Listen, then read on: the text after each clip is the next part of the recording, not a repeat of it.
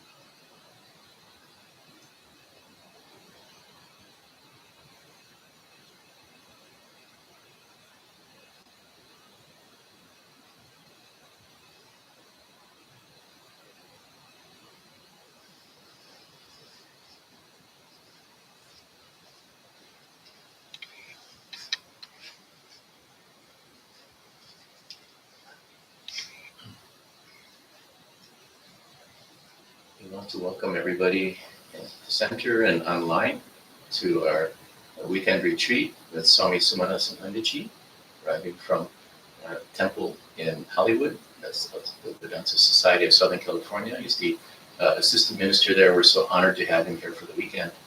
And everybody here in the center, and especially you who are joining us online. We have a special treat, as well as Swami Sumanasanadaji. We have our own Mukherjee to be able to chant for us a little bit and bring us into a devotional state to begin our Saturday session before Maharaj's talk and chanting as well. So welcome and thank you. Thank you, Mukherjee.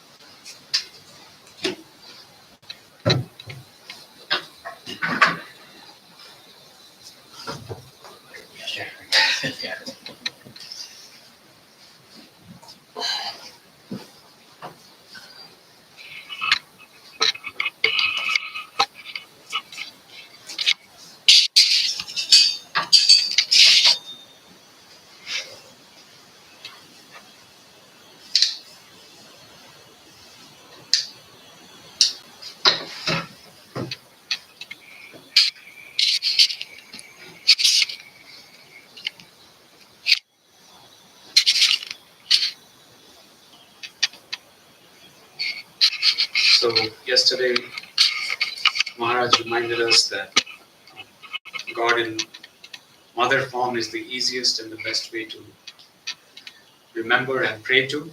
So I'm choosing to sing a popular Hindi bhajan of Hari Om Sharan.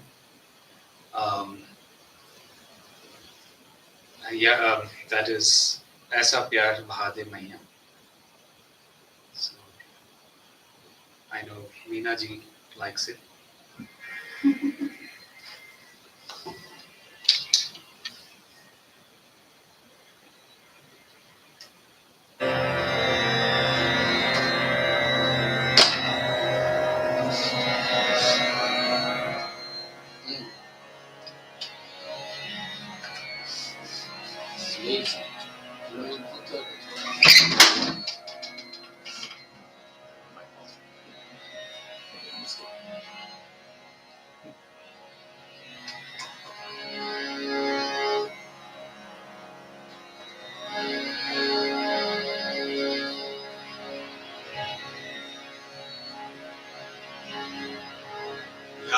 Devi Sarvabhuteshu Dayarupena Sanstita Namastasyai Namastasyai Namastasyai Namo Namaha Durga Durgati Dur Kar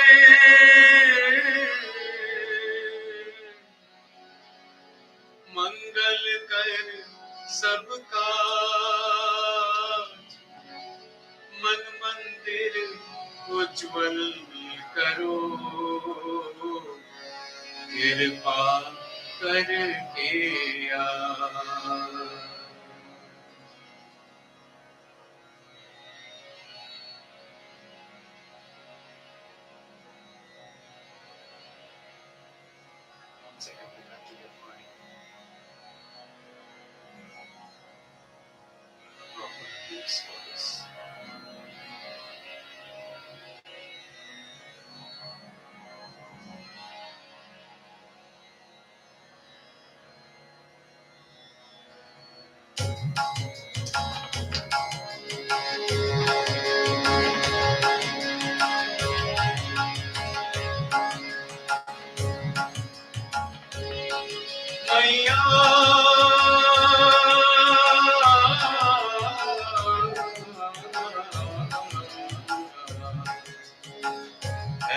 ऐसा प्यार बहा दे मैया, ऐसा प्यार बहा दे मैया, चरणों से लग जाऊं मैं, सब अंधकार मिटा दे मैया, दर्श मेरा कर पाऊं मैं, ऐसा प्यार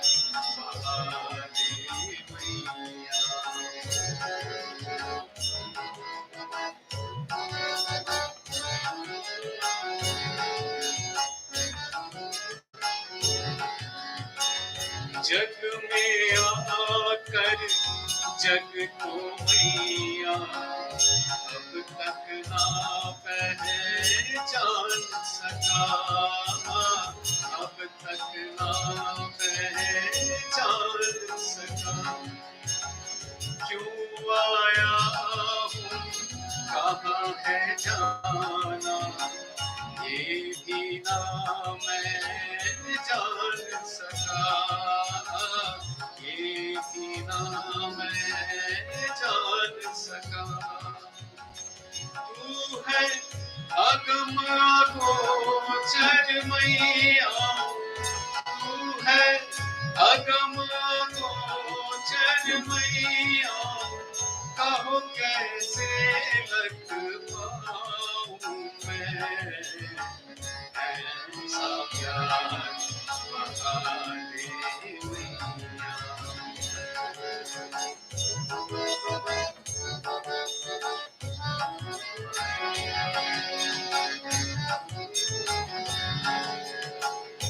कर कृपा जगदम्ब भवानी, मैं बालक नादान हूँ, मैं बालक नादान हूँ। नहीं आराधन जब तब जानू, मैं अब गुण की खान हूँ, मैं अब गुण की खान हूँ। दे ऐसा वरदान है मैया, दे ऐसा वरदान है मैया, सुमिरन तेरा गाऊं मैं ऐसा प्यार बहा दे मैया। मैं बालक मैया मेरी, इस दिन तेरी ओट है, इस दिन तेरी ओट है। तेरी कृपा से ही मिटेगी भीतर जो भी खोट है, भीतर जो भी खोट है। शरण लगा लो मुझको मैया, शरण लगा लो मुझको मैया, मुझ पर बलि बलि जाऊं मैं ऐसा प्यार बहा दे मैया। चरणों से लग जाऊं मैं, सब अंधकार मिटा दे मैया। दर्श तेरा कर पाऊं मैं, ऐसा प्यार बहा दे मैया।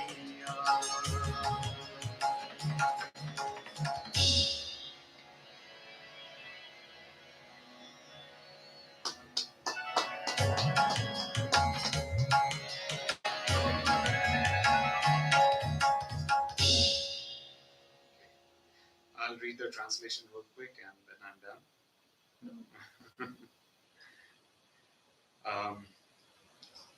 To the goddess who resides in all beings in the form of compassion, we bow to you, we bow to you, we bow to you again and again. That was Ya Devi Sarvabhuteshu. And Durga Durgati Dur Kar Mangal Kar Sab Kaaj, Man Mandir Ujjwal Karo, Kirpa Karke Aaj. O Durga, remove all misfortunes, bring auspiciousness to all our endeavors, illuminate the temple of my mind, grant your grace today. O Mother, let such love flow that I may cling to your feet. Remove all darkness, O Mother, so I may behold your vision. Since I have come into this world, O Mother, I have yet to recognize it. Why I have come, Where I must go, I still do not understand. You are the unfathomable and unseen, O Mother. Tell me, how can I reach you? O Mother, let such love flow that I may cling to your feet. Show your mercy, Jagdamba Bhavani. I am an innocent child. I do not know how to worship, meditate, or perform penance. I am a, a vessel of flaws. Grant such a boon, O Mother, that I may sing your praises. O Mother, let such love flow that I may cling to your feet. I am a child, and you are my mother. I am always under your protection. As I receive your grace, impurity within me is removed. Take me under your refuge, O Mother. I am devoted to you. O Mother, let such love flow that I may cling to your feet. Thank you.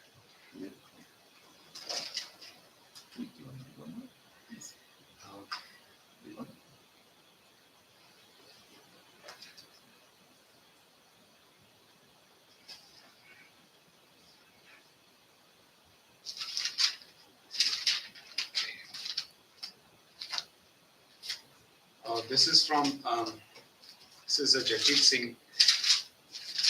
Actually, it's a Shabad, but it is very popular. Um, it,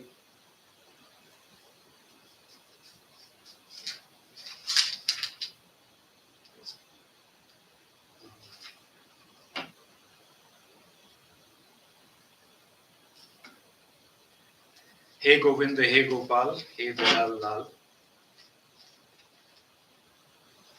This is written by Guru Nanak.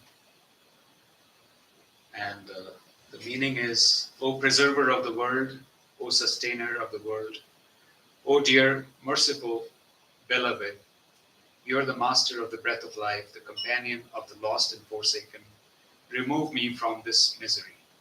O all-powerful, unimaginable, please shower me with your compassion. Please carry me across this terrible, deep, dark pit of despair to the other side. Hey Govind, Hey Gopal, Hey Dayal Lal.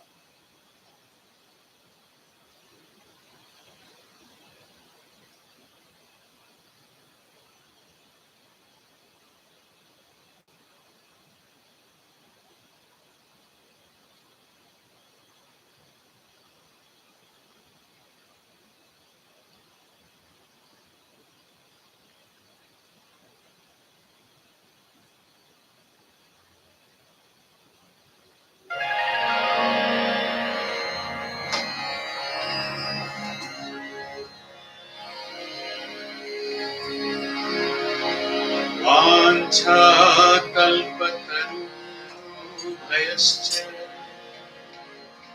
kripa sindhubhyo eva cha patitanam pavanebhyo vaishnavebhyo namo namah.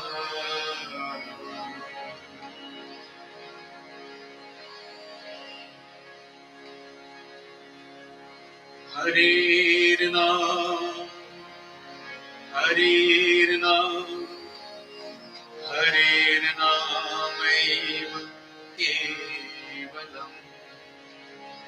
Kalau nastaiva, nastaiva, nastaiva, gatiranyatha.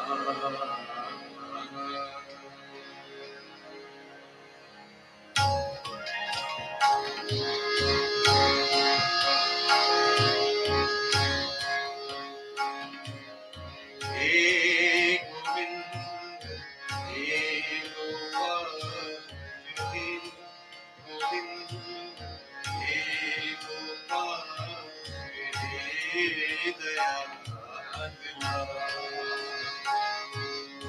Hey Govind, Hey Gopal, Hey Govind, Hey Gopal, Hey Dayal Lal. Prananath, Anath Sakhe, प्राणनाथ अनाथ सखे दीन दर्द निवार हे गोविंद हे गोपाल हे गोविंद हे गोपाल हे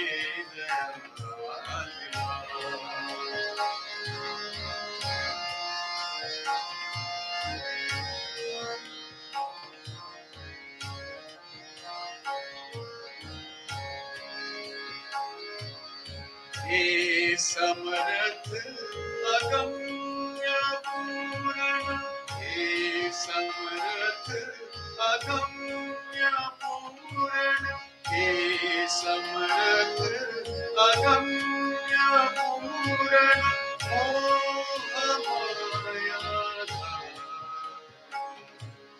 हे गोविंद हे गोपाल हे गोविंद हे गोपाल हे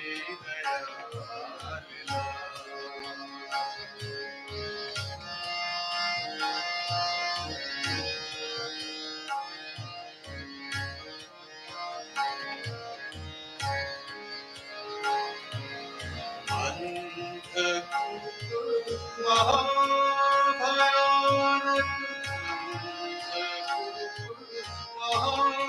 महाभयानक अंधकूप महाभयानक नानक पार हे गोविंद हे गोपाल हे Govind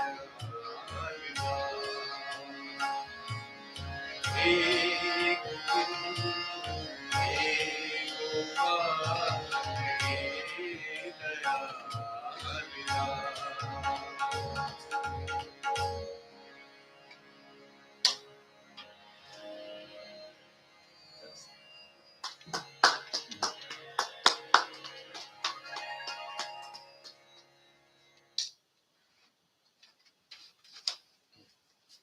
Thank you, Badurji.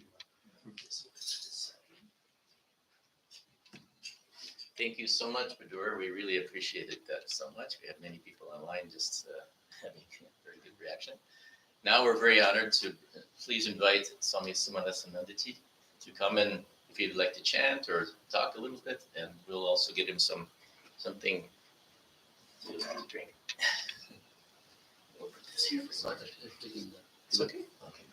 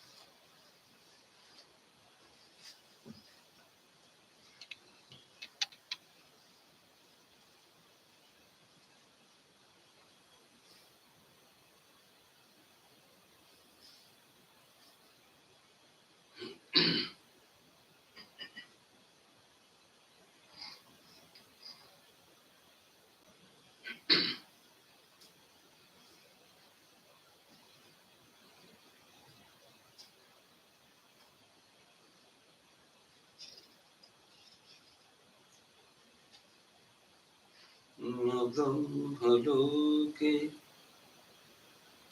न च देवलोके न यक्षगन्धर्वमनुष्यलोके लोकास्य जाति जरापनेता नान्नास्ति त्वत्तो हि मनुष्यचन्द्र वन्दितस्त्वं सुरैः सेन्द्रैः ऋषिभिश्चापि पूजितः वैद्यः सर्वस्य लोकस्य वन्देऽहम् अपि त्वं विभो लोके क्लेशाग्निसन्तप्ते प्रादुर्भूतो महारथः नमोऽस्तु बोधिसत्त्वाय सम्बुद्धाय नमो नमः। अज्ञानतिमिरे लोके प्रादुर्भूतः प्रदीपकः नमोऽस्तु बोधिसत्त्वाय सम्बुद्धाय नमो नमः। शोकसागरकान्तारे ज्ञानश्रेष्ठस्वरूपकः नमोऽस्तु बोधिसत्त्वाय सम्बुद्धाय नमो नमः।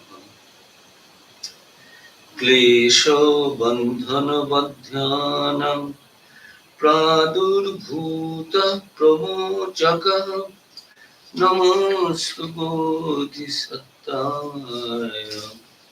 सम्बुद्धाय नमो नमः। जराव्याधिकिल्बिषाणां प्रादुर्भूतो विषग्वरः नमोऽस्तु बोधिसत्त्वाय सम्बुद्धाय नमो नमः। नमोऽस्तु बोधिसत्त्वाय सम्बुद्धाय नमो नमः। नमोऽस्तु बोधिसत्त्वाय सम्बुद्धाय नमो नमः। नमोऽस्तु बोधिसत्त्वाय सम्बुद्धाय नमो नमः। नमोऽस्तु बोधिसत्त्वाय सम्बुद्धाय नमो नमः।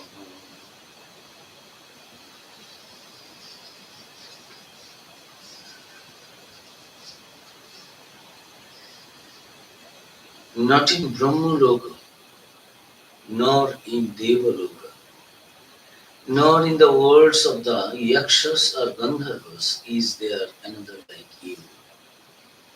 The liberator from birth and old age, O moon among men. You are adored by the gods and worshipped by sages. You, the physician of the whole world, I too offer my worship to you, O Lord. To the world burned by the fire of the kleshas, attraction, aversion, and fear, you have manifested as a vast lake. Salutations to you again and again, O Bodhisattva, fully enlightened. To the world covered by the darkness of ignorance, you have become a brilliant light.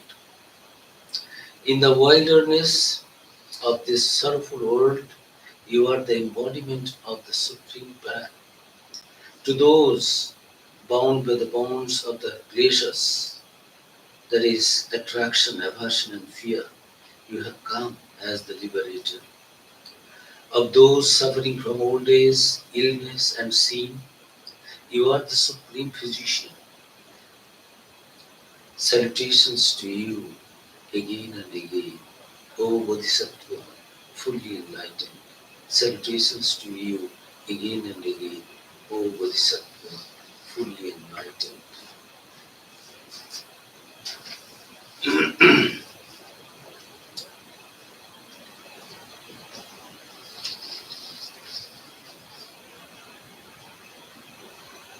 Om Buddham Sharanam Gacchami, Dharmam Sharanam Gacchami, Sangham Sharanam Gacchami.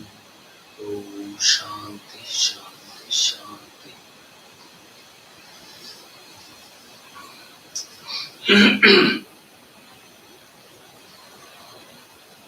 I take refuge in Buddha, the teacher. I take refuge in Dharma, the teaching. and I take refuge in the Sangha, the community, the holy order. Oh, peace, peace, peace. Good evening to all present here and those who are attending through the online.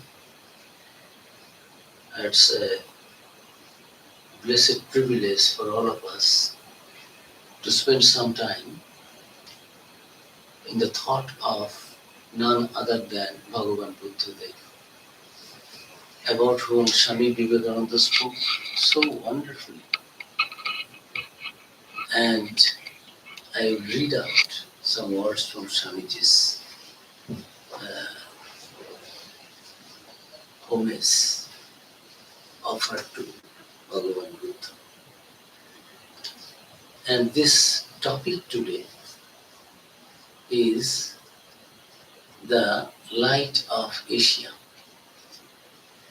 This is a poem, anthem. It is actually a free translation, this verse form of the famous work on Buddha's life and teachings, Lalita Vistara. It is a free adaptation of that life and teachings of Buddha, the authentic source from where we come to know about Bhagavan Buddha. And this Light of Asia was composed by none other than famous British English poet and journalist Sir Edwin Arnold. He was born in 1832 and passed away in 1904. He became very famous for this particular work, The Light of Asia. And Light of Asia, other than this also he wrote the Light of the World, based on the life and teachings of Jesus Christ. And he did a poetic version of the Bhagavad Gita also, a free translation of the Bhagavad Gita. He learned Sanskrit. He was in India.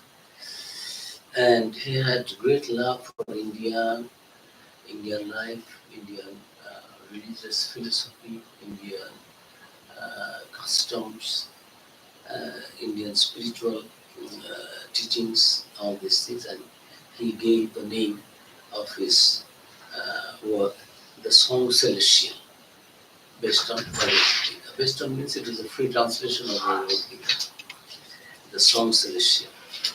But he got his reputation and became famous all over the world by this book, this anthem, this in the form of narrative poem, this presentation of Bhagavan Buddha's life, The Light of Asia. So this is a wonderful piece, and that was this piece, this book, The Light of Asia, was the first successful effort to popularize Buddhism for the Western readership. Bhagavan Buddha was known in the East, there is no doubt, but Western readers, Western people, they didn't know much about Bhagavan Buddha before this competition. And it was published in 1879. It was first published in 1879. And it was so popular that in 1887, Dudley Buck used this book as the basis for an oratorio. Oratorio is something, it is a large-scale musical work for orchestra and voices. That is termed as oratorio.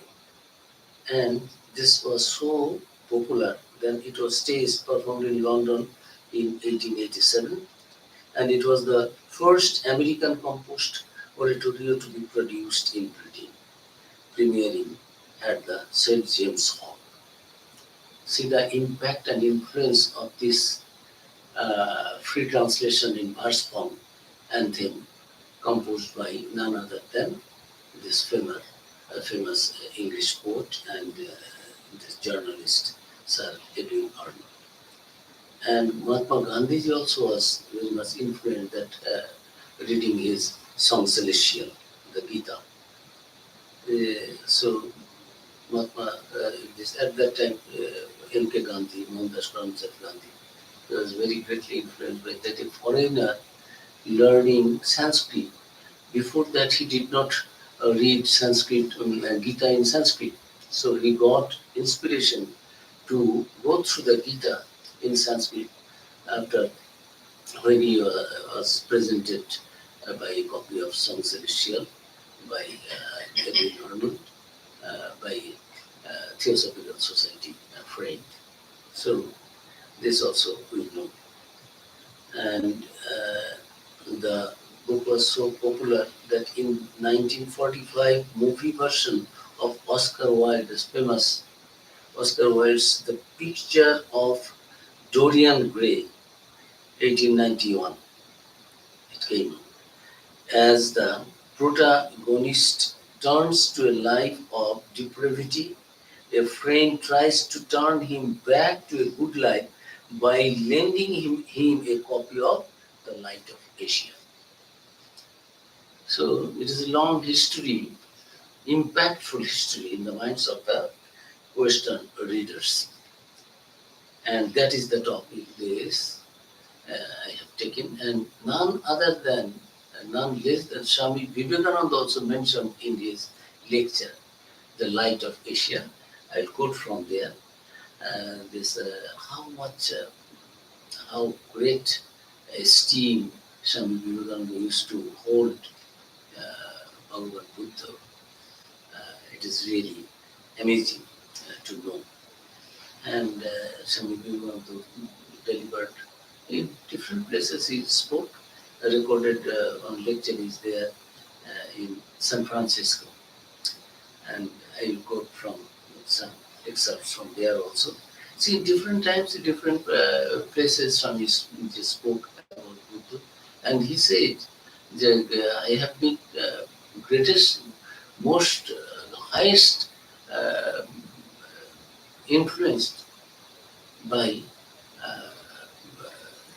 none other than Bhagavan Buddha, because his life and heart was so much weeping for the poor and for the needy, for each and everyone, without any distinction of caste, color, creed, this, that. So Swami was very much influenced by the life and teachings of Bhagavan Buddha and his preaching. So today we will have a little bit of Bhagavan Buddha's life. Let us read a little bit, just go through, not read, a little bit of Bhagavan Buddha.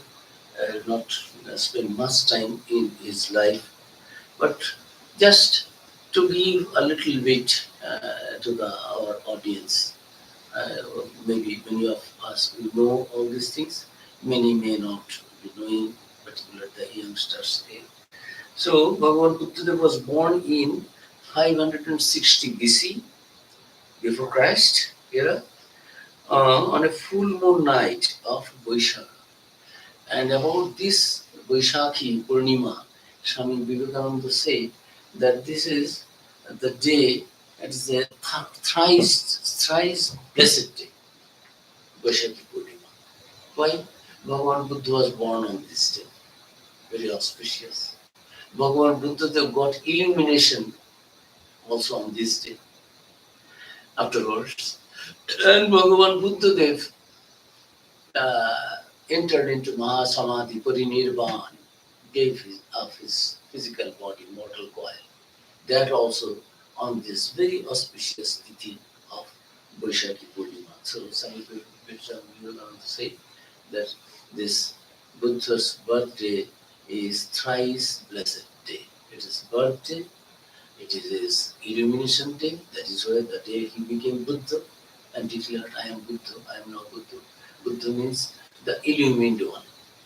So, and he entered into Mahasamadhi, gave up his body, that also on this particular day. And his father was King Shuddhodam. He was born in a Hindu family, Hindu king's family. Mother Maya Devi. The kingdom was Kapilavastu, king of Kapilavastu, Shuddhodam. And generally in India, this when someone, this mothers, to deliver a baby, they prefer to be with their own mother, biological mother, to have best kind of care and safety. So Buddha's mother also, before his birth, was preparing for her parents' house to go to another king. So on the way, she felt the labor pain, and the baby was delivered at a very beautiful spot called Lumbini Garden. So it is in Nepal. And after the birth of the boy, the mother and son were brought back to the capital, and many priests and sadhus, sages, many came to bless the boy, and all predicted that he will either become the greatest ruler of the world or would renounce the world, attain spiritual illumination, and become a great religion. So many learned people, sages, priests, those who knew astrology or mystery, while doing the naming ceremony, and before that also they predicted. So the father was householder father. They always want that if my son become a monk and renounce everything, then who will take care of my property, my kingdom, my everything, wealth, all these things? Who will continue my clan? My that is what is natural. So his father, keeping this point in mind, that if my son sees anything painful, any suffering, he also may be influenced to renounce the world. There is a life, there is suffering. What is there in this life? Why people renounce? Mostly people renounce the world, worldly life, family life. They understand it is valueless. Seeing that it is all painful in this, better we give it up and try to find out something which is eternal, blissful, joyful. And this worldly joy is a little bit. We enjoy a little and suffer more. So his father was very conscious about this and cautious also, not letting the young prince to go out and see anything painful, anything suffering in the world. Always within the four walls of the palace, and he engaged the best educators in those days, teachers, because if he remains in family life, he will be the one of the greatest rulers of the world. That also prediction is there. And if he is not, then he will be one of the greatest spiritual teachers, world mover. He will not live in this family life, worldly life. And so, father was as a human being, so householder, man of this worldly achievements mind. So he gave best kind of worldly teaching. Whatever this history, geography, teachings, all these things, and along with that to make him a powerful king, because he will be one of the greatest rulers. Then archery and other martial arts also. Everything were very nicely taught, and he was also a very wonderful student. All the teachers coming to teach him, they were very happy. with the student for his performance. So that was his early life. And what people do in the early life, if they want to bind anyone, be it a boy or a girl, get them married. Once they get husband or wife and some children, how can they renounce? So at a very tender age, his father got him married also to a very beautiful, exquisitely beautiful girl, princess. Uh, her name was Yashodhara. So, and they had a child also, and his name was, as says, Ashit came and said, keep his name as Siddhartha, meaning who is already a pure and liberated soul, Siddhartha. So, this is the early life, but there is a saying that God's will works in mystic ways. Nobody knows how God will get things done. So we think it will happen, that will happen, we plan so many things, but we find that finally what God wishes, that prevails, that comes to be the reality. And the son also, when he was adult and came to visit, he said, Father, let me see the capital myself. Why you are keeping me always within the four walls? He was getting tired. So, but he was very compassionate, very loving in his behavior and conduct with other brothers. So many instances are there. But father was very, as it is natural for all fathers and mothers to be affectionate and get attached with their children. So finally, Chandok was their charioteer, a very trusted one. Chandok take him uh, to the beautiful places, so that his mind always remains in something very beautiful and nothing negative, no negative thought comes in his mind. And he ordered the whole capital will be illuminated and decorated. So he went and everything, first day it was nice, oh everything is so joyful, uh, everywhere there is grandeur, pomp, joy, jubilance. No, he did not mind. And then again he was going this side, that side. Gradually, I make cut the story short, that he got three ewes. One day he found an old man, another day a leper, another day he saw a dead body, a dead person. So he became shocked. So when he found an old man, he didn't know that everyone will be old. And so Chandak, the charioteer, who is this old man? Then he said that everybody will be old. You, I will also be old. My wife, Jashodhara, also will be old. My son, Rahul, also will be old. And my father, mother, the old days will come. And after old days, everyone, this life will be wrinkled and all these things, beauty will vanish, all these things. So, hey, come back, turn the chariot. So mind was thinking, oh, this is the reality, finally. Not all this outward pomp and grandeur and joy. Uh, Finally, at the end of the day, it will happen. Much all right. Then another day, well, who is this person? He is a leper. What is this? This is bad disease. Some kind of disease is there. It can happen with anyone, and this it is just bones and fleshes, skin. It is getting rotten. So very dreadful to see all these things. So he also became very short. Well, come back, turn. So he was not having any more fun in life. Another day she went and found a dead body. Some people are passing through. Then what is this?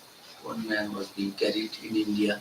Some people will carry the corpse, dead body, and taking God's name. Ram Nam Saptahar, like that. Hari Bol, Hari Bol, Hari Bol, Hari Krishna. Something they will take God's name and they will have a procession to the cremation ground. And what is this?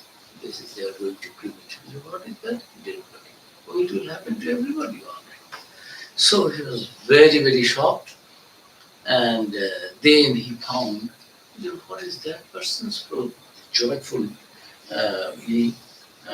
face? As he is a sannyasi named Bhikshu. He doesn't have any suffering. He is so joyful, blissful mood. Yes, he is a Bhikshu. They have given up all these things. So that is why he is so joyful, blissful, happy. Oh, yes. So he came back and said, Father, enough is enough. I have understood the reality.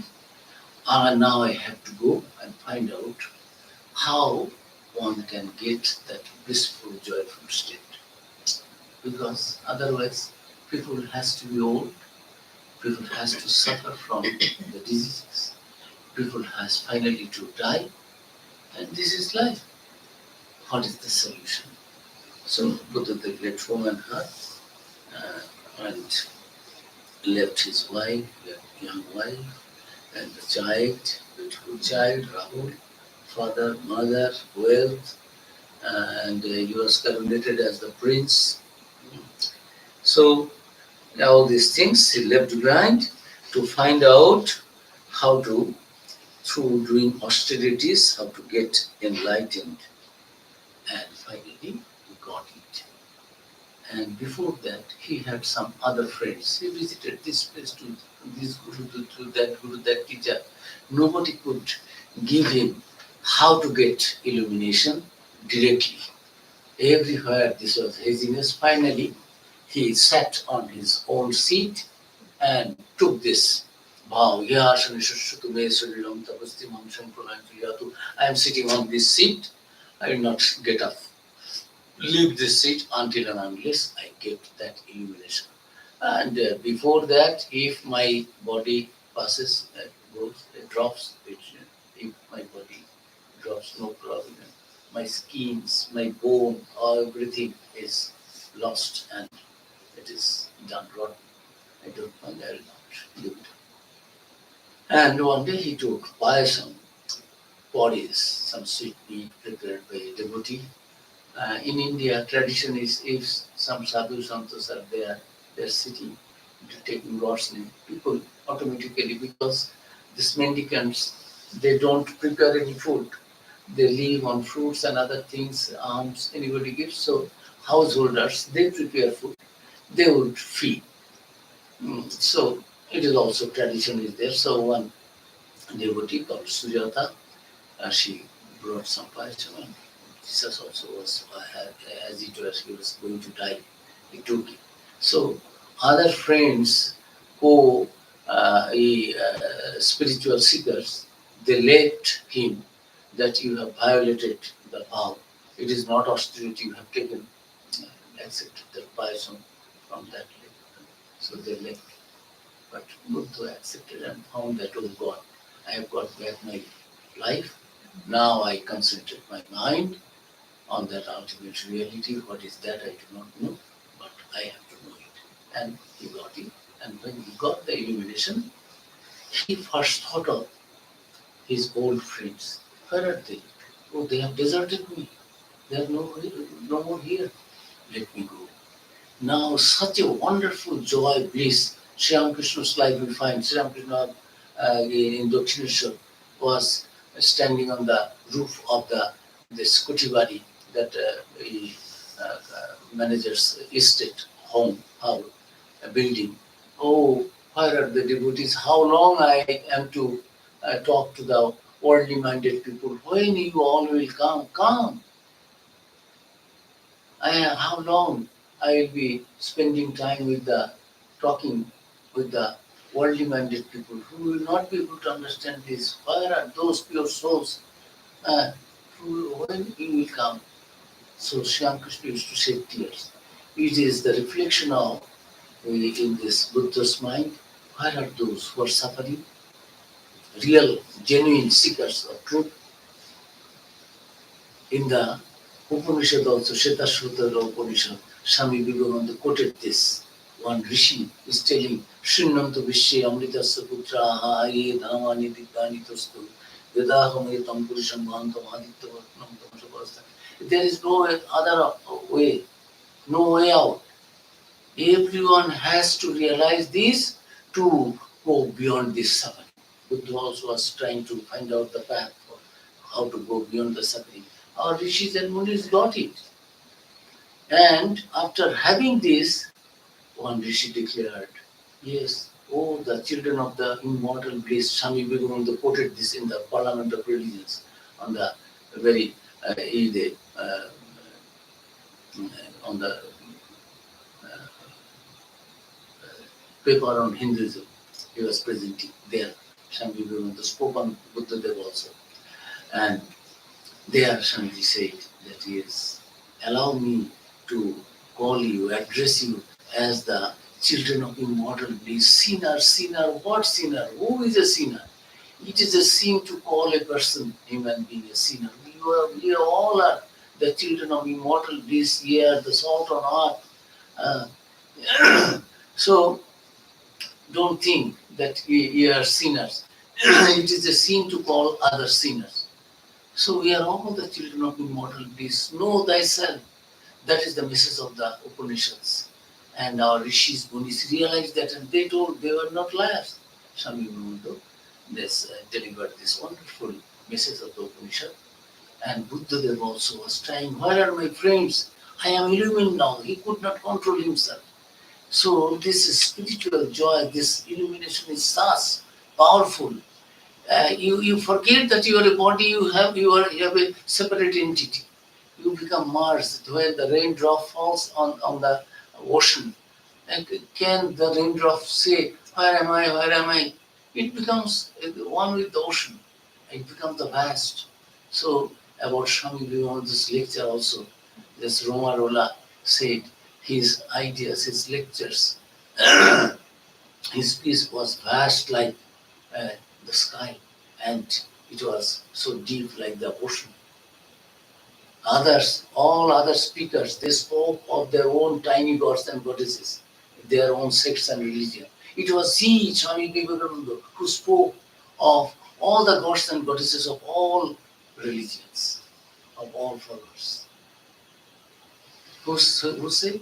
None other than this Roman, a French Christian Nobel laureate. He was not a follower of Swami Vivekananda, that eulogizing and showing, presenting Vivekananda, oh, my guru, or I am a follower. No, it's not that. He was telling that of all the speakers in the Parliament of Religions, they were talking of their own tiny gods and separate individual gods and goddesses. It was he so Catholic, and Upanishad is Catholic. So Bhagavan Buddha Dev also, he was so Catholic. Swami Vivekananda became a fan. I will quote Swami Vivekananda in which words Swami Vivekananda praised Buddha Dev. So what I'm telling, that this wonderful life Bhagavan Buddha, when he became illumined, then could not contain him. And then I will alone enjoy this bliss. Automatically, this mind of this small narrowness, smallness, we go beyond all these things. We forget that we have any suffering. I have a body. This illumined souls think of others. Say, Sarva Bhutastu Atmano. All are in the Gita. Everyone is in me. I am in everyone. Who is separate? That your suffering is your suffering. I am not suffering. I am happy. I am in joy. They cannot think in that. They feel the whole world their own oneness. This is Advaita Vedanta, feeling of that oneness. No separated, no division. We all are one. That is the message of Vedanta. However, Bhagavan Buddha Dev met his friends and said, "Ye, my friends, how are you? Where are you? You see, why you are in a gloomy state? I have known that." And he then said, Buddham Sharanam Gacchami. This Dharmam Sharanam Gacchami, his first disciples were his 5 spiritual seekers. They became his first disciples, and they chanted that yes, we take refuge in Buddha as our teacher, we take refuge in the teachings of Buddha, our teachers, teachings of our teachers, and we take refuge in the community life. We will not think of individual. Community means I don't think of myself. We are everyone in South Africa. I have been there. There is a one is there. Idea is there. Uh, Ubuntu. Uh, Ubuntu. I may be a little wrong with it. This Ubuntuism. It is that I am not for myself only. I am what I am for the sake of others.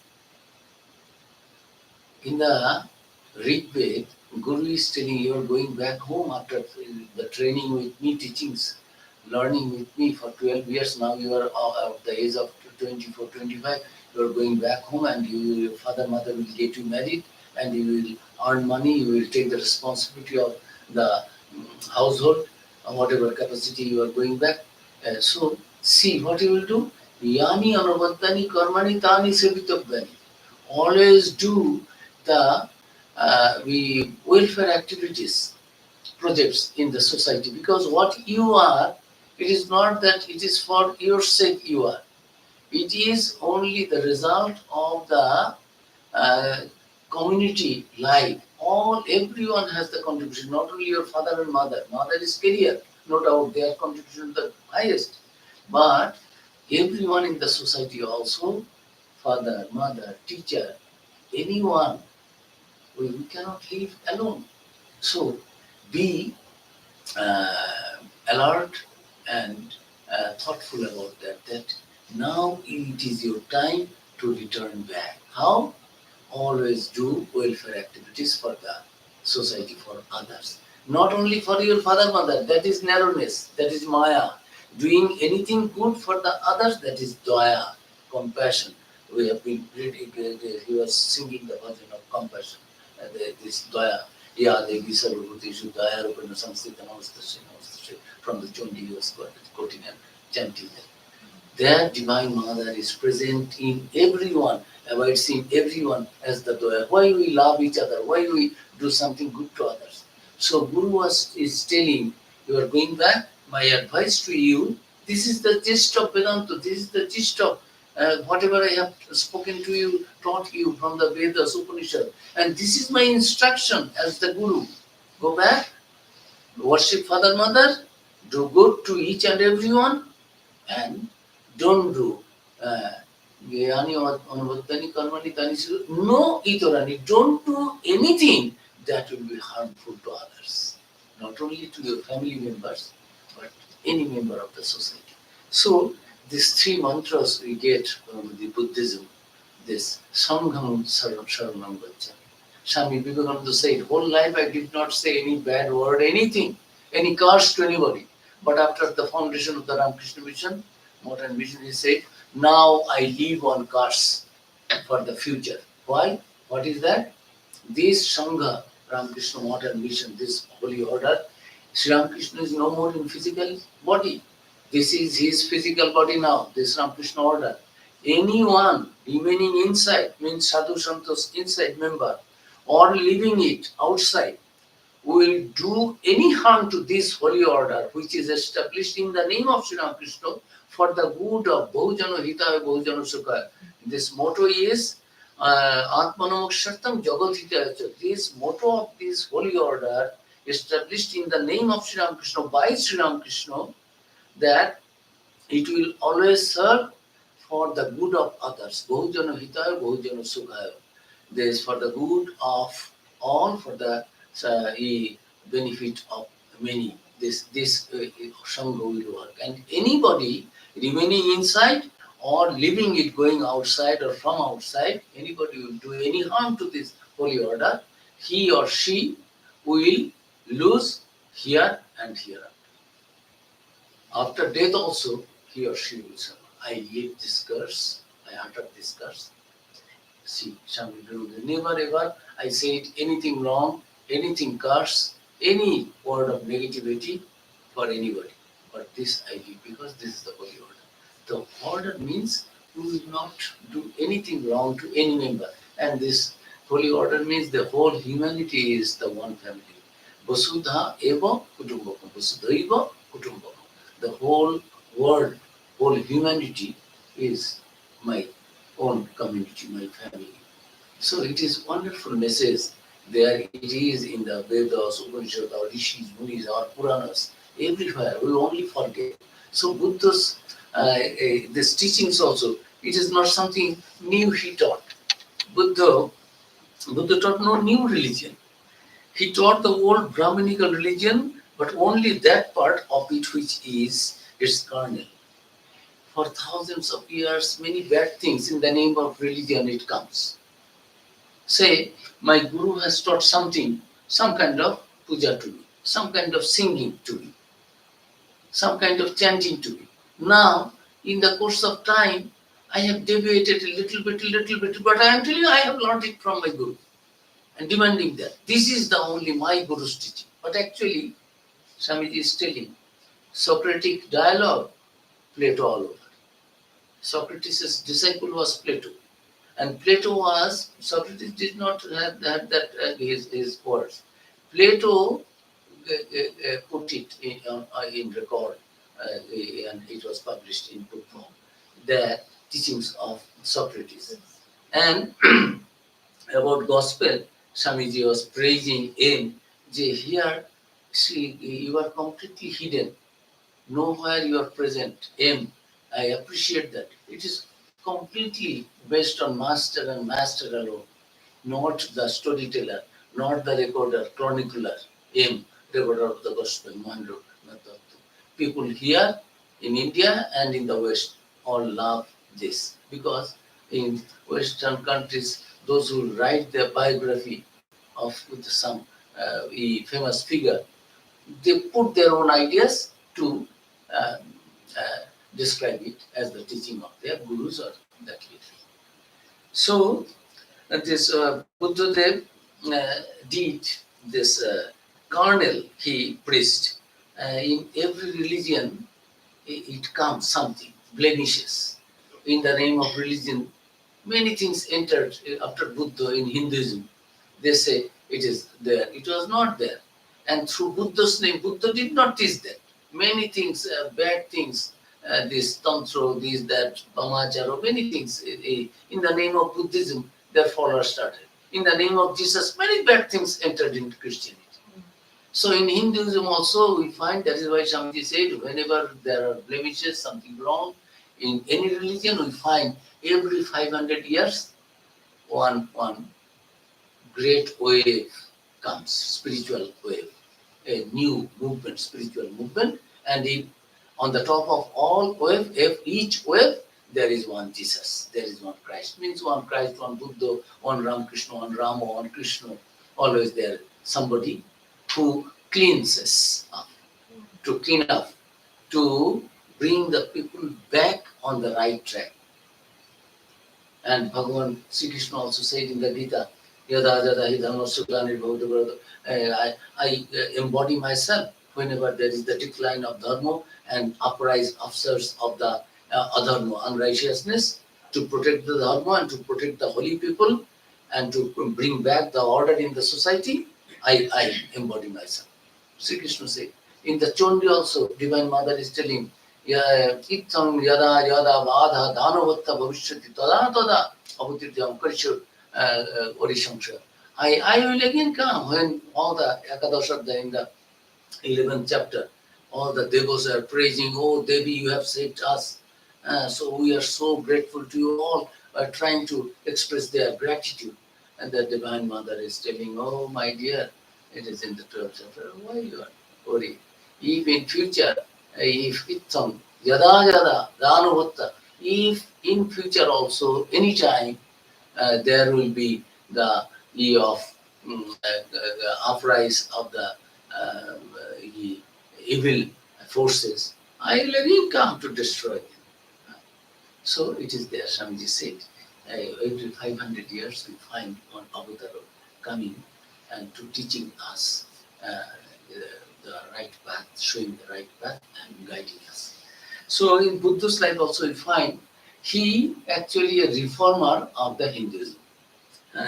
Whatever Brahminical religion he he preached it, but it's the kernel only. In the Vedas, this Upanishad is Vedanta. Vedanta is the gist of, the final part of, the climax of Vedas. And another one is Karmakanda. Vedanta is the Jnanakanda. Jnanakanda is the knowledge through which you can become liberated. And Karmakanda is something rituals, do some homo, puja, chant some mantra, keep some fasting. What you will get? Not liberation. Because these are all with desire you are doing. Then what good things I am doing in the name of God, in the name of anything religion, something, yes, you will have some higher locus, some swarga, some kind of better place, better than this planet Earth, where we find suffering. And after your merit is finished, Kshine Punne Marto Lokam Vishanti, Gita. Again, Arjun, you will come back. But another path is there, this Jnana path. Then you will be liberated. No question of again coming back, having the another new body and suffering. You will be one with the ultimate reality. That is Jnana path, this Vedanta. And this Karmakanda is another part of the Vedas, Jnanakanda and Karmakanda, through which one can go and enjoy as some celestial like paradise, Swarga, this heaven. And after that, your merit is finished, again you have to come back to be born on earth only, as human being only, not as any other animal. And again you do the punya karma, austerities, and good karmas, nishkam karmas, gyan karma, bhakti, so many paths are there to liberate yourself. So, there's Buddha's these teachings were the kernel of the Brahminical religion, Vedanta actually, of religion itself. He wanted people to fix their attention on this kernel rather than waste time debating about matters they understood very little or occupying themselves with practices which touch only the fringe of religion. Only Buddha understood that philosophical discussion, it is there, Upanishad, that Nayamatma Prabhajanalabhu, that Paramatman, Atman, which will take you beyond the suffering, liberate you, that Atman cannot be known, realized by Prabhajanas and too much reading of the scriptures, too much talking, too much anything. Then how to know? Then cannot it be realized? No. It will be realized that if Yamibhavisha Vrinute Tenolab, you must sharpen your intellect. It is Shurasya Dhara Nishita Duratya Durdam Patastata Kavaya Vadanti. The teachers, great teachers, those who have realized, they say this path of knowledge is not an ordinary one. There is a scope for falling, but it is possible. For that, you have to practice again and again and Vairagya with detachment if you really want to have success. So Buddha Dev understood that this philosophical talk will not make them. I can hold a speak, but I am hungry. Oh, how many good food I can prepare. So Master gave a very gross example in the gospel. But yes, you know, the thief has known that this is the treasure house room. All the wealth and treasure is there inside. At the door, outside the door, he is standing.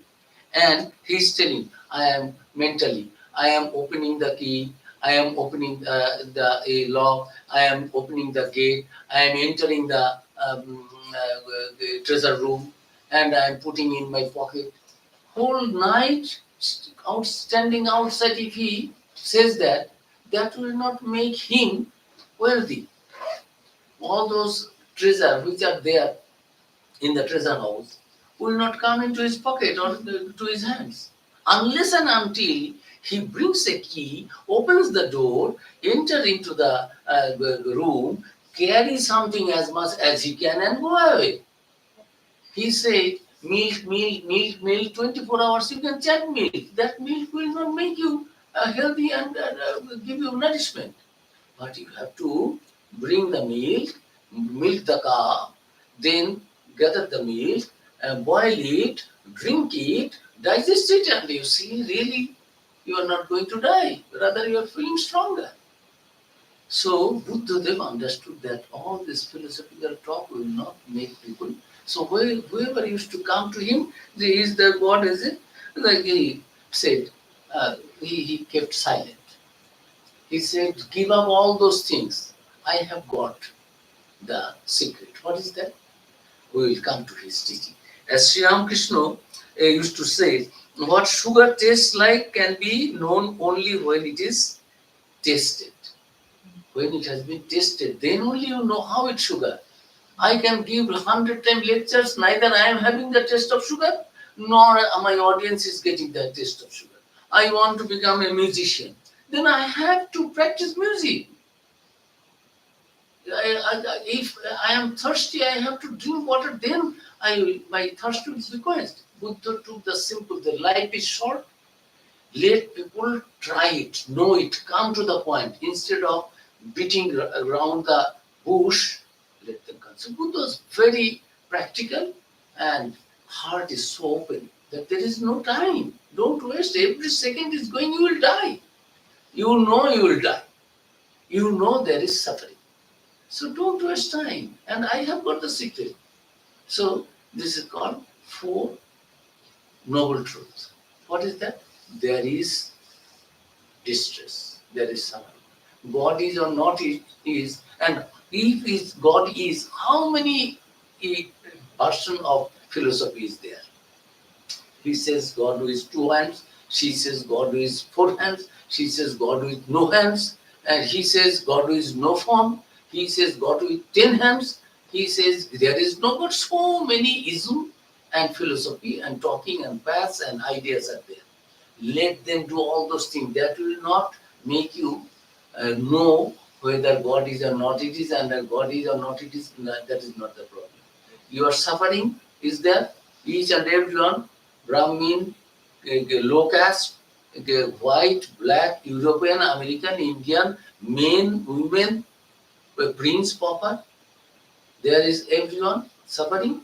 All have suffering. Come, accept the reality. Buddha is giving. Why you waste your time and life resources on this way or that way, Vedanta, Advaita or Dvaita, this or that? All this will not make you take you beyond the suffering. All these things will not make you enlightened. I am enlightened, I know. Take it from me.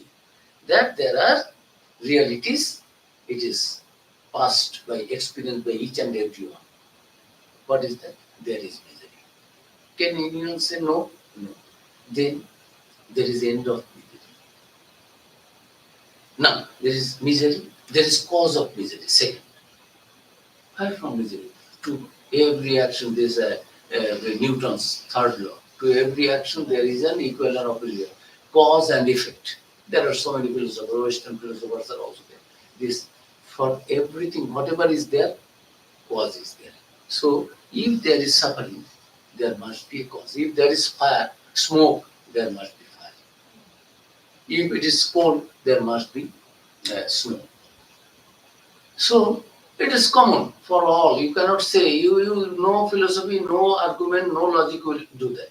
Come, this too is accepted.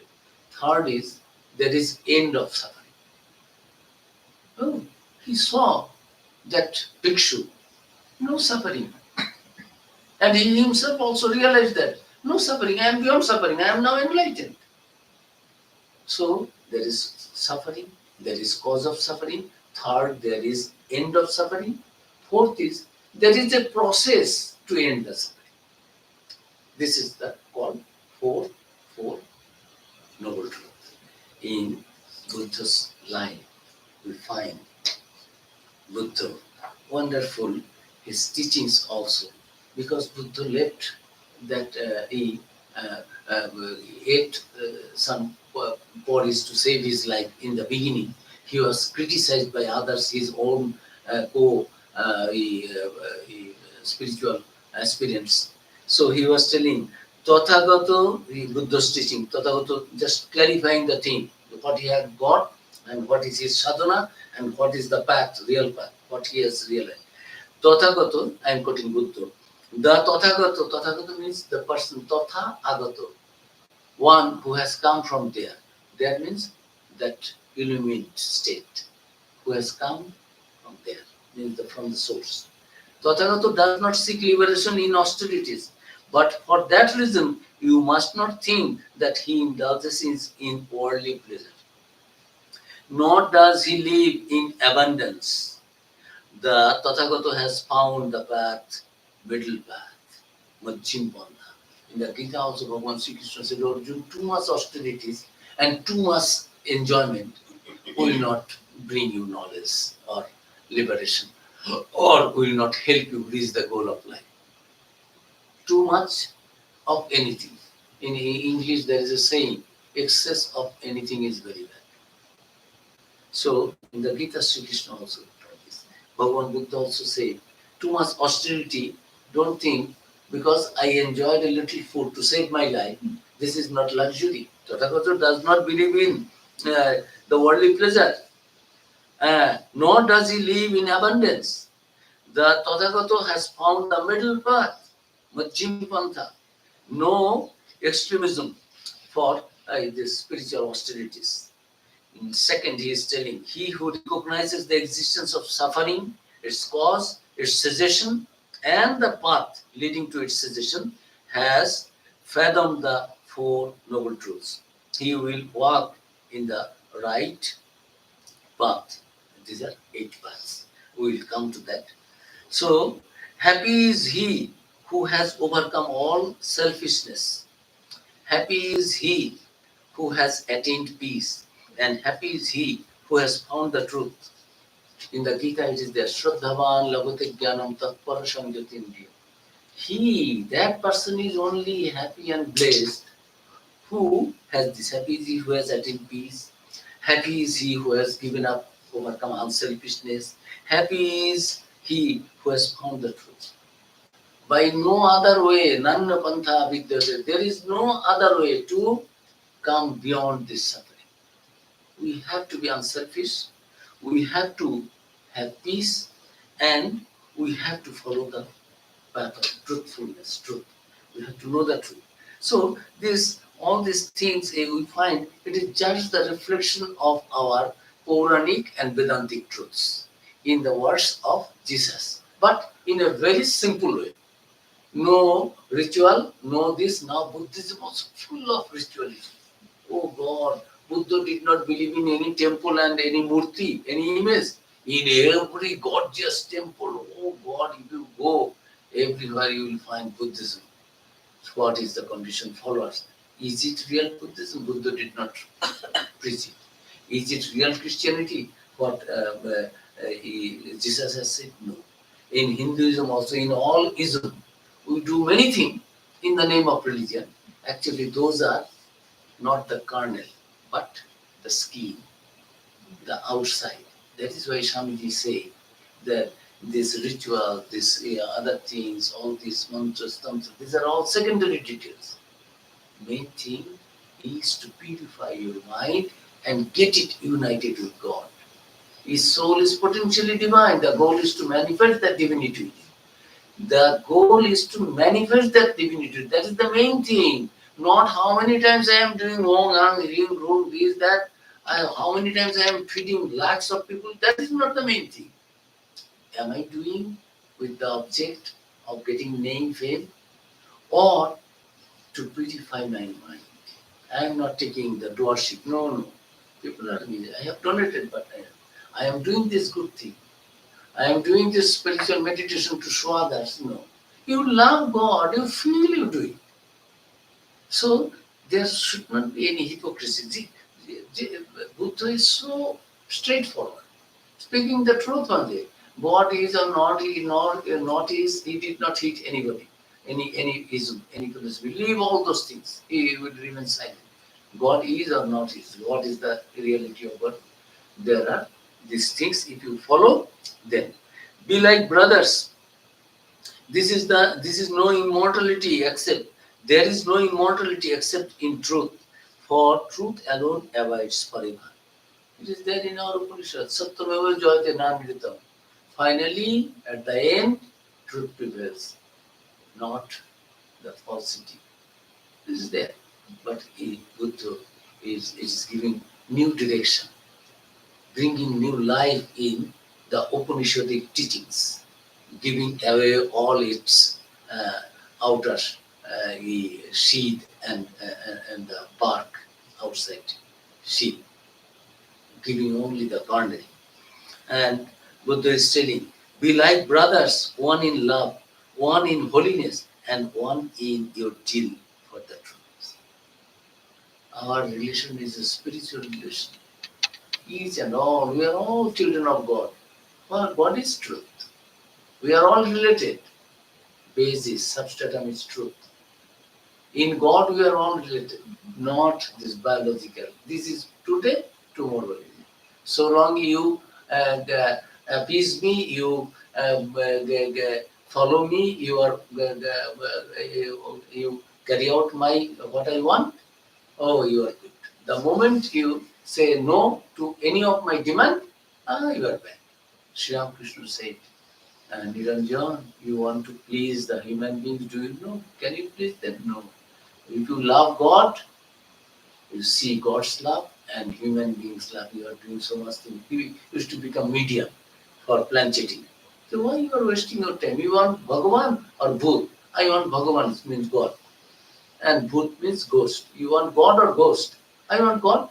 Then what I say, follow practice.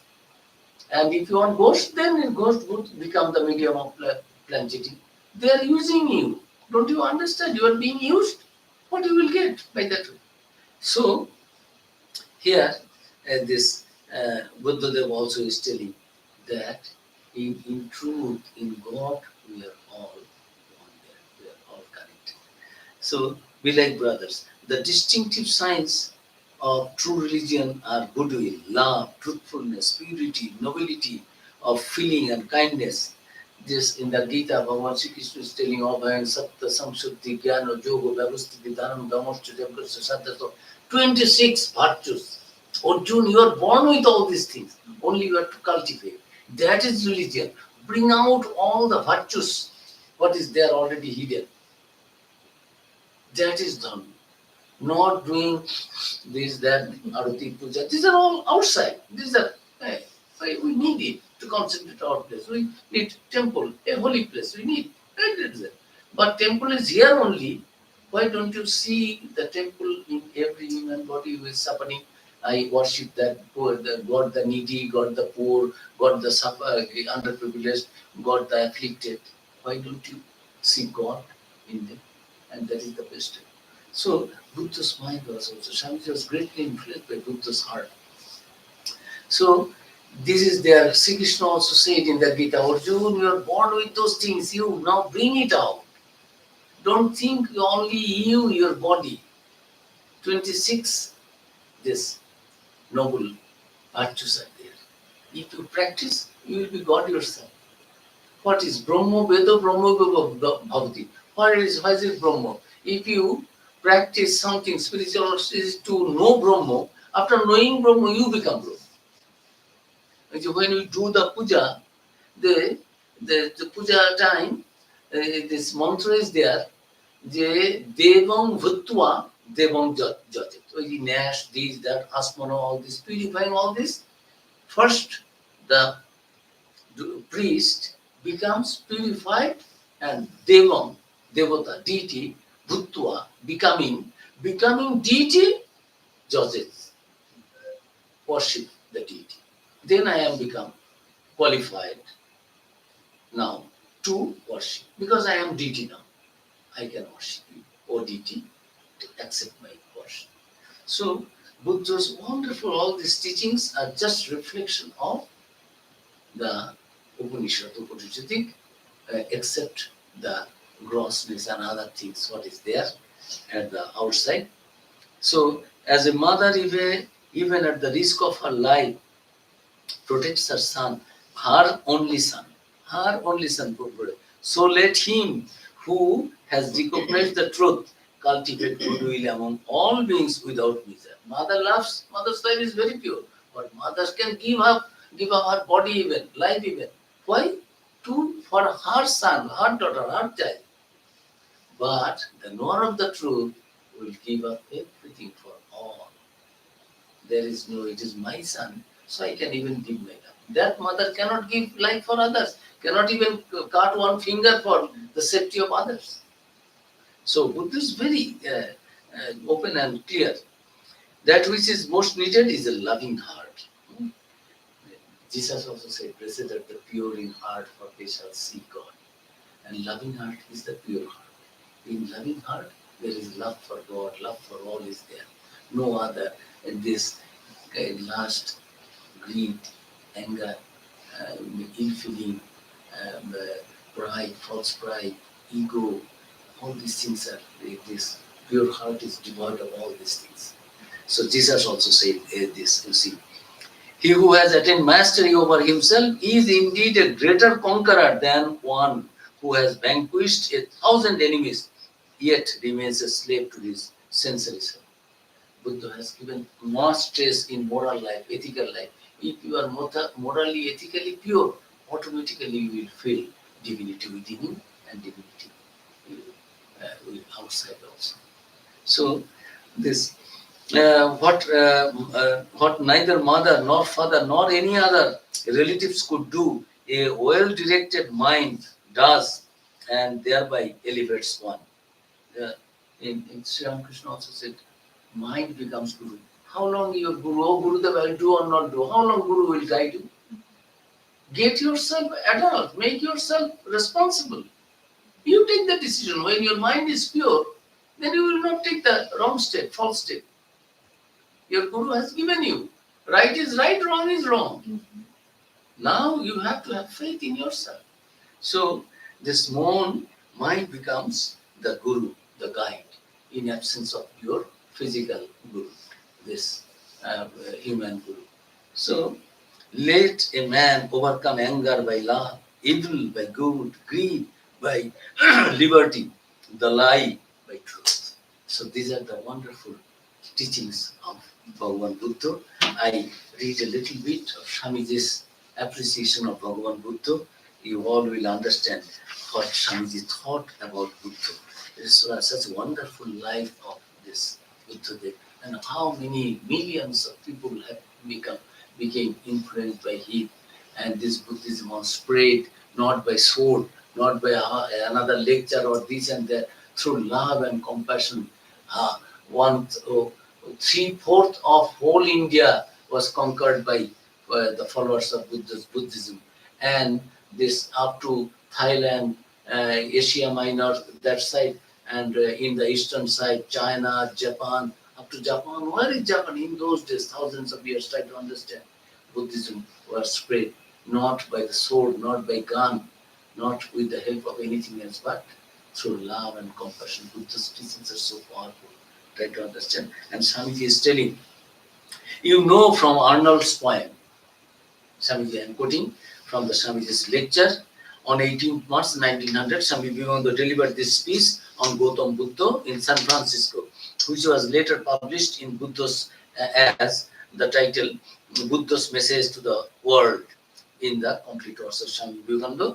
And Swamiji is telling that, and I quote, you know from Arnold's poem, The Light of Asia, our topic today, how Buddha was born a prince and how the misery of the world struck him deeply.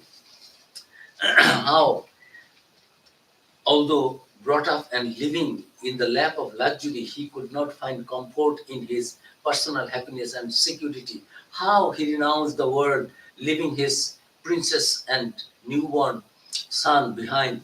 How he wandered, searching for truth from teacher to teacher, and how he at last attained to enlightenment. You know about his long mission, his disciples, his organizations. You know all these things. So, Swamiji is telling, Buddha cut through all these excrescences excrescences in the name of religion, all these things. He preached the most tremendous truths. He taught the very gist of the philosophy of the Vedas to one and all without distinction. He taught it to the whole world because one of his great messages was the equality of man. Men are all equal, no concession there to nobody. Buddha was the great preacher of equality. Every man and woman has the same right to attain spirituality. That was his teaching. The difference between the priests and the other castes he abolished. Even the lowest were entitled to the highest attainments. He opened the door of nirvana to one and all. His teaching was bold even for India. No amount of preaching can ever shock the Indian soul, but it was hard for India to swallow Buddha's doctrine. How much harder it must be for you in Western countries. We all worship Buddha. You have crucified Jesus, said something new to you, and the Jewish people, they crucifixed Jesus, killed Jesus. And in India, Indian mind was so open and inclusive that Buddha preached something new. They did not declare him. Rather, they worshipped Buddha. Buddha stood against God. What is God? What is this puja ritual? These are all ignorance. You leave it. But Hindus worshipped him. So Swamiji said that here you crucifixed him, and you see the Hindus, they Jesus Christ was a Jew and Buddha was a Hindu. The Jews rejected Jesus Christ, they crucified him, and the Hindus have accepted. I'm quoting Vivekananda, and Hindus have accepted Gautama Buddha as God and worship him. You see, and Swamiji said Hinduism cannot live without Buddhism, not Buddhism without Hinduism. Then realize what is the separation has shown to us, that the Buddhists cannot stand without the brain and philosophy of the Brahmins, means Vedanta, and not the Brahmins without the heart of the Buddhist. This separation, what Swamiji said, practical Vedanta. Vedanta is a very good idea, but you practice it. Your reality, day-to-day life, make it real. So, this separation between the Buddhists and the Brahmins is the cause of the downfall of India.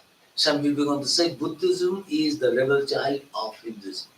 And Vivekananda, I am quoting, Shakyamuni came not to destroy, but he was the fulfillment, the logical conclusion, the logical development of the religion of the Hindus. Shakyamuni means Buddha came to preach nothing new. He also, like Jesus, came to fulfill and not to destroy. So Swamiji showed the similarity of Buddha's life and Jesus' life, their contribution. So there's wonderful teachings are there, Buddha's life, and Swamiji, and I finish. Swamiji is telling, and I quote, that, wonderful. The life of Buddha has, what is the time when I have to stop? As you wish. This is our time. Huh? This is regulated by us. No, I'll take 10 minutes more. Oh yeah. The life of Buddha has an special appeal. Swami, I'm quoting Vivekananda. All my life, I have been very fond of Buddha, but not of his doctrine. I have more veneration for that character than for any other. Swami Vivekananda delivered a lecture on Buddhism. Buddhism is the fulfillment of Hinduism in the parliament of religions. And after the lecture, many people came. Swamiji, are you a Buddhist? He was so diluted with the completely immersed in Buddhism, and Buddha was radiating from him. You are the Buddha. People used to say, we have not seen Jesus. You are the Jesus to us. We have not seen Buddha. You are the Buddha. Swamiji, you are telling, you are calling me Buddha, comparing me Buddha. Is Buddha. I am the servant of Buddha. I am the servant of Buddha, of the servant and servant and servant of Buddha. 4 times is still. You are comparing me with Buddha. Buddha is so great. I am the servant of the servant of the servant of Buddha. And on another occasion, some people are telling Swamiji will take refuge in you. We have not seen Christ. Only we have read it. That pure soul, that pure character, pure life. You are this incarnated new Jesus to us. Name is Swamiji is telling. You are comparing me, calling me Jesus. Oh, had I been in Nazareth at the time of Jesus, I would have washed his feet not with my tears, but with my heart's blood. See the words of Swami Vivekananda for Buddha, for Jesus. And here Swamiji is telling, all my life I have been very fond of Buddha, but not of his doctrine. I have more veneration for that character than for any other. That boldness, that fearlessness, and that tremendous love. He was born for the good of men. Others may seek God, others may seek truth for themselves. He did not even care to know truth for himself. He sought truth because people were in misery. How to help them? That was his only concern. Throughout his life, he never had a thought for himself. How can we, ignorant, selfish, narrow-minded human beings, ever understand the greatness of this man, Buddha, and consider his marvelous brain? No emotionalism.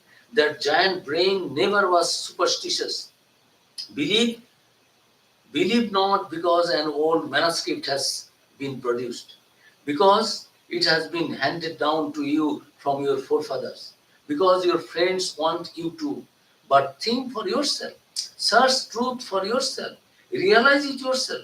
Then, if you find it beneficial to one and many, give it to people. Soft-brained men, weak-minded, chicken-hearted cannot find the truth. In the Upanishad also, Nayamatma, Balohinanalabho. These weak-minded, coward people, they will not be able to know the truth, ultimate reality, however way they try. So, it is Upanishad. And Swamiji is telling, one has to be free and as broad as the sky. One has to have a mind that is crystal clear. Only then can truth shine in it. We are so full of superstitions. Even in your country, in America, he was giving this lecture. In your country, where you think you are highly educated, how full of narrowness and superstitions you are. Just think, with all your claims to civilization in this country, on one occasion, I was refused a chair to sit on because I was a Hindu. Swamiji is telling Swamiji is Swamiji. So he's speaking the truth that you see, you claim to be educated and open-minded, you see. Because I am a Hindu, you did not even give me a chair. And see Buddha giving his life and again continue. 600 years before the birth of Christ, at the time when Buddha lived, the people of India must have had wonderful education, extremely free-minded they must have been. Great masses followed him. Kings gave up their thrones. Queens gave up their thrones. People were able to appreciate and embrace his teachings. So revolutionary, so different from what they had been taught by the priests through the ages. But their minds have been unusually free and broad. They accepted Buddha, worshipped Buddha as one of the God incarnation.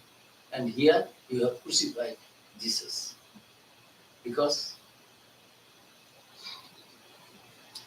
Jesus has said something which is not prevalent in your society and it goes against your prevalent customs. That is why you misbehave. So, Swamiji, I close here. There is no end of the about Buddha, Swamiji's, so many other words. All right, before I end another, one or two, I read and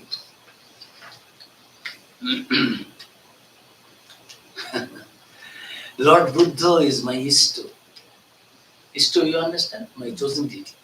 My God. I am quoting Vivekananda. He preached no theory about Godhead. He was himself God. I fully believe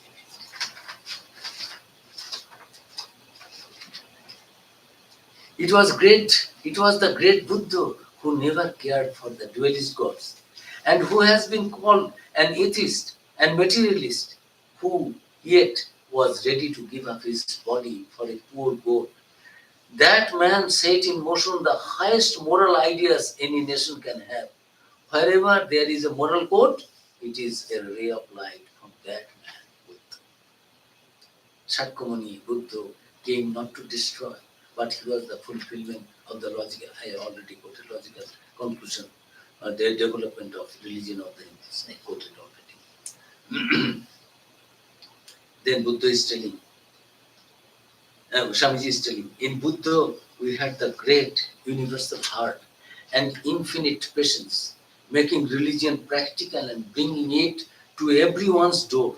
In Shankaracharya, we saw tremendous intellectual power, throwing the scorching light of reason upon everything. We want today that bright sun of intellectuality joined with the heart of Buddha. Shankara's brain and Buddha's heart of Buddha. The wonderful infinite heart of love and mercy. This union will give us the highest philosophy. Science and religion will meet and shake hands. Poetry and philosophy will become friends. I would like to see moral men like Gautama Buddha, who did not believe in a personal God or a personal soul, never asked about them, but was a perfect agnostic and yet was ready to lay down his life for anyone and worked all his life for the good of all and thought only for the good of all. Well, well, well has it been said by his biographer in describing his birth that he was born for the good of many, as a blessing to the many. He did not go to the forest to meditate for his own salvation. He felt that the whole world was burning and that he must find a way out. Why is there so much misery in the world? Was the one question that dominated his whole life. Buddhism was entirely within Hinduism. Buddha was the great preacher of equality. Every man and woman has the same right to attain spirituality. That was his teaching. Buddha was one of the sannyasis of the Vedanta. He started a new sect just as others are started even today. The ideas which are now called Buddhism were not his. They were much more ancient. He was a great man who gave the ideas, the power, the life. Buddha was a reformer of Hinduism. Buddha was more brave and sincere than any teacher. He said, believe no book, the Vedas are all humbug. If they agree with me, so much the better for the books. I am the greatest book. Sacrifice and prayer are useless. Means this sacrifice means this goat sacrifice and others. Buddha was the first human being to give to this world a complete system of morality. He was good for good's sake. He loved for love's sake. Buddha was a great Vedantist, for Buddhism was really only an offshoot of Vedanta. And Shankara is often called a hidden Buddhist. Buddha made the analysis, Shankara made the synthesis out of it. Buddha never bowed down to anything, neither Veda, nor caste, nor priest, nor custom. He fearlessly reasoned, so far as reason could take him. Such a fearless search for truth and such love for every living thing, uh, uh, the world has never seen. Buddha was the Washington of the religious world. He conquered a throne only to give it to the world, as Washington did to the American people. He sought nothing for himself because he was lecturing in America. He was inspiring American people that you know the life of your President Washington. He earned the throne only to give it up for others. Buddha did everything he achieved, not for himself, for the good of others, only to share it with others. So just and Buddha came to whip us into practice. Be good, destroy the passions, then you will know for yourself whether Dvaita or Advaita philosophy is true, whether there is one or three, or whether there is one or there are more than one God, or what is the reality. Buddha said that you be good and destroy passions. So, and now I complete. Buddha said, and I quote, Vivekananda is telling, Buddha said, these ceremonials were all wrong. There is but one ideal in the world. Destroy all delusions. What is true will remain. As soon as the clouds are gone, the sun will shine. How to kill the self?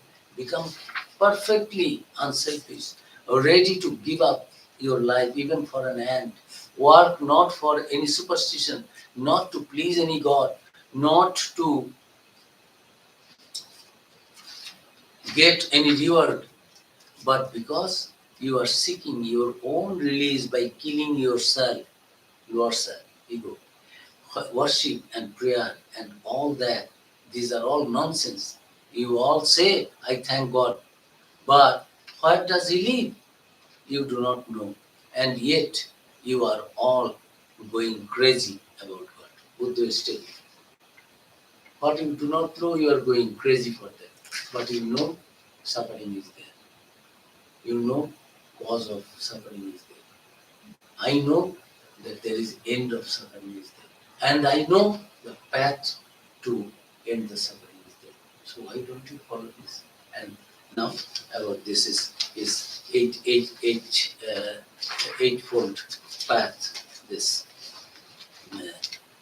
his teachings, that what is this? How to get out of this?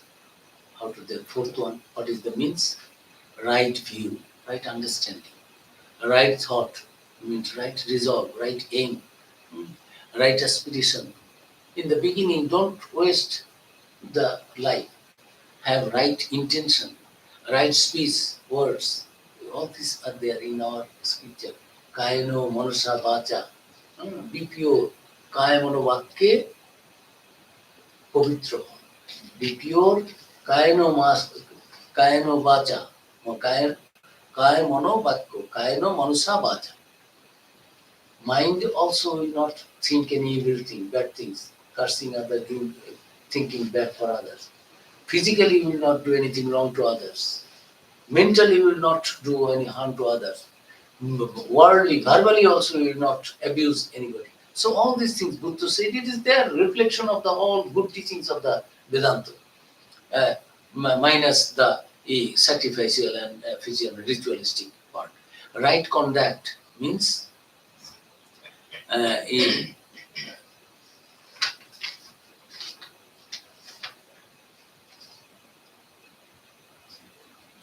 this, no matter what we say, others know us from the way we behave.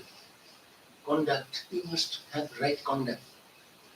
Then right livelihood, you must earn honest way, spend in an honest way. Right effort, a worthwhile life. I have just said, Yani, always do good to others. Always do something, not get associated with any kind of destructive, harmful things for others. Right effort, right mindfulness, this awareness about your good conduct.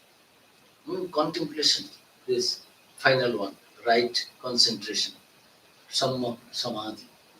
So from the beginning, right view, right thought, right speech, right conduct, right livelihood, right effort, right mindfulness, and then right concentration means finally samadhi. That will focus on one thought or object at a time. By doing this, we can be quiet and attain true peace of mind. This samadhi srotavya, mantavya, nididhasitavya, Upanishad. First you hear from the Guru or the teacher or from the scripture, mantavya, then you think that whether it is what now daytime, my Guru is telling it is now night. It is not night, I am seeing the sun. So utilize your brain. What scripture said, what Guru said, now you think, if you find that it is right, then concentrate on that truth and be one with that truth. So that is meditation means meditation. So the bone on the bone. So hearing from the teacher deeply, uh, contemplating, and finally getting united with the truth in samadhi. That is the teaching of Buddha. that I have known the path. I have myself got this truth in my life, as the Rishi of the Upanishad said, that I have known that Purusha, that Atman. You are also, why you are crying, why you are suffering? By knowing that Purusha, you all also will go beyond that. Believe in me, there is no second other path. Nanda Pantha Buddha. Buddha's teachings are the echo of the Vedantic teachings of our rishis and munis to take people beyond this suffering. When you know yourself, Buddha did not say that that is the self, that is the God, but he said, in this way to live, finally you will come to a state, what we call illumination. As I am that one, the blessed one, the illumined one, the a enlightened one.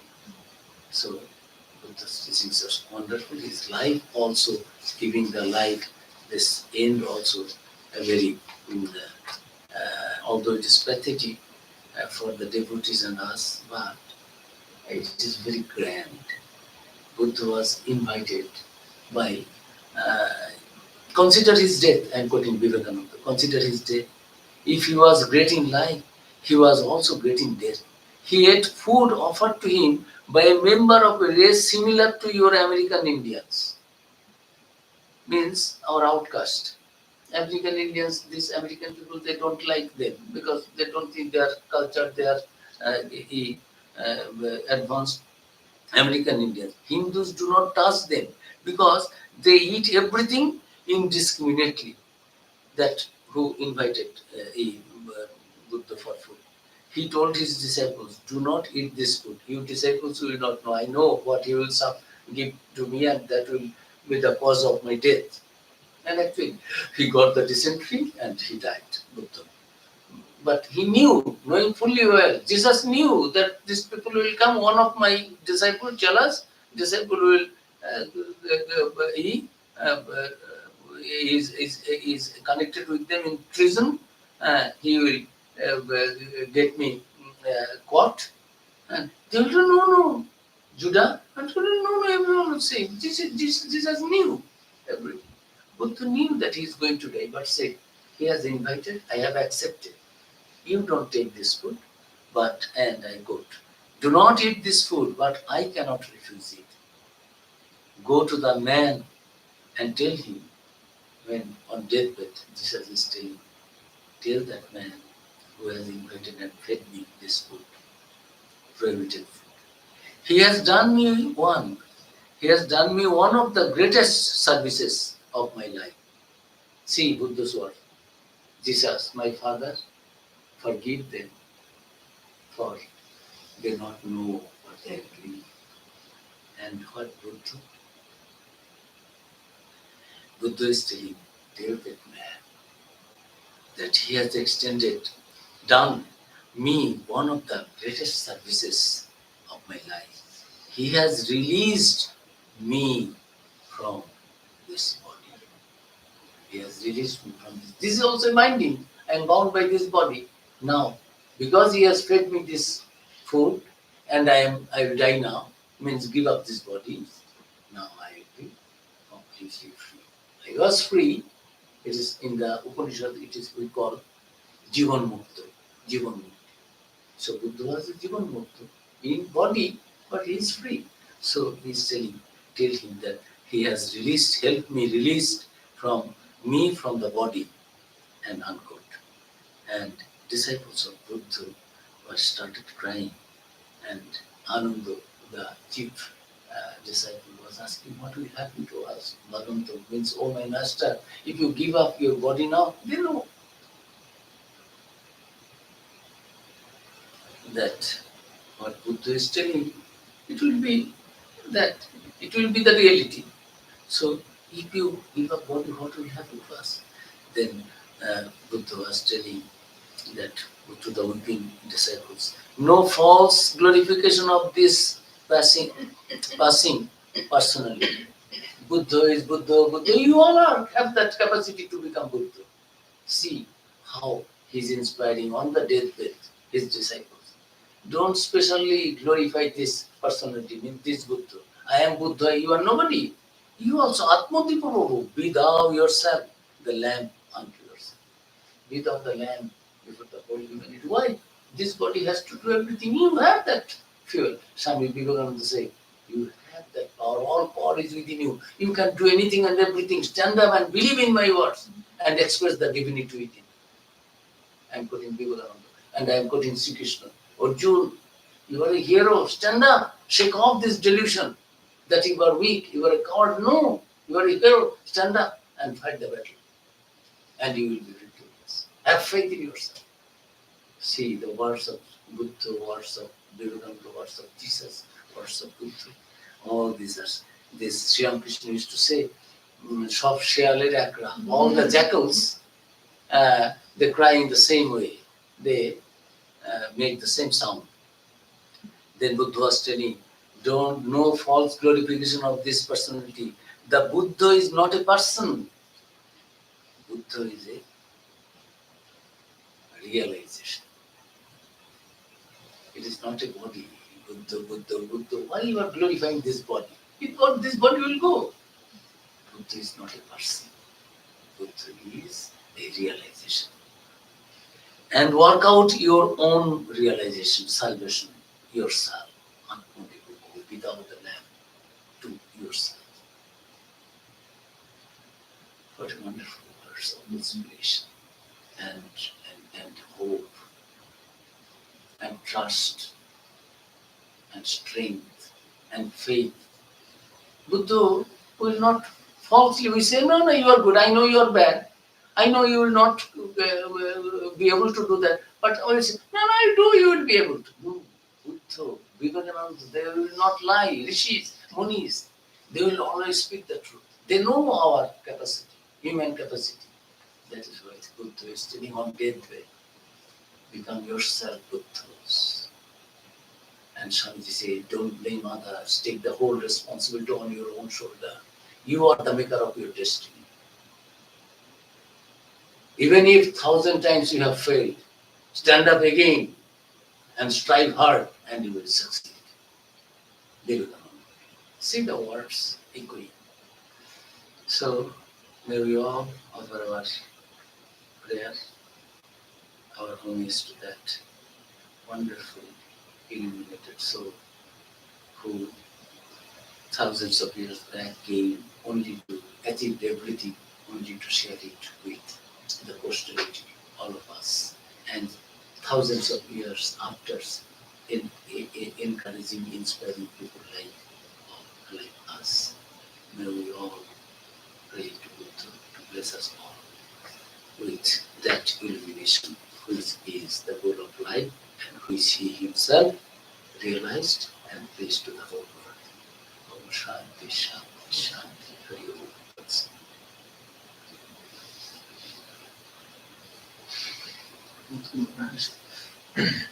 Thank you so much, Maharaj. We really appreciate this beautiful lecture on the Buddha. I certainly appreciate more his beautiful life. We have one more class with Swamiji. Tomorrow, we'll have 5 o'clock, we'll have some arti, and then we'll follow it by some chanting. And Swamiji's talk on when the worshipped and the worshipper become one. So that will be starting at 5. Swamiji's talk will take place after the arti and chanting. So we welcome all of you. Thank you all. We look forward to prasad together. And thank you so much for coming. Thank you, Maharaj. And thank all of you online. You lead Ramakrishna Saranam, that mother said, and finish. You lead. I don't know it well. Jeff, Jeff, do? I can do it if you want. Good. Do my best. It's nobody else. No, it is not nobody. I have more than 1 hour I am speaking. Try to understand. You know you do it. It's fine. Yeah, I can play it if you want. Ramakrishna is not my paternal property, my father only, your father also. So you have every right to sing Ramakrishna's name. We will all join. It's not that you will alone sing. We will join. We will all join, but you lead the group. You So, thanks to the audience. Tomorrow also, we will see you all. Those who can, please come in person, and those who will not be able, yes, remain present in online. We will have some time tomorrow.